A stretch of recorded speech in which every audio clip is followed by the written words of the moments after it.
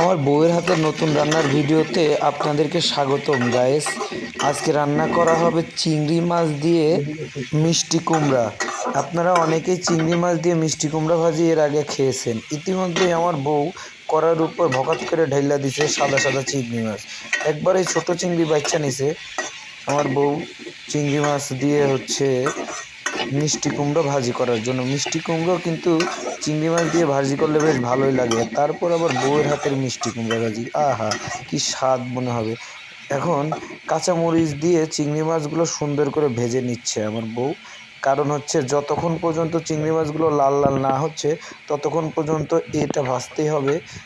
কারণ আমি জানি না, আমার বউই ভালো জানে। এখন মনে হয় ইতিমধ্যেই অনেকক্ষণ ভাজা টাজা নাড়ানুড়া করার পরে চিংড়ি মাছগুলা লাল লাল হয়ে গেছে।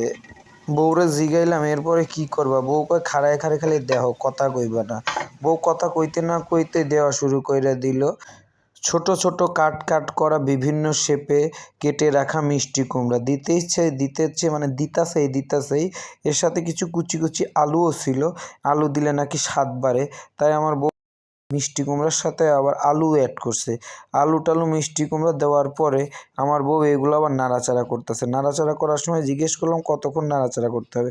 বলল যে কিছুক্ষণ 5 মিনিট নাড়াচাড়া করার পরে ঢেকে দিব যতক্ষণ সিদ্ধ না হয়, এবং তারপর বিভিন্ন পর্যায়ে ধাপে ধাপে রেখে দিলেই নাকি হয়ে যাবে চিংড়ি।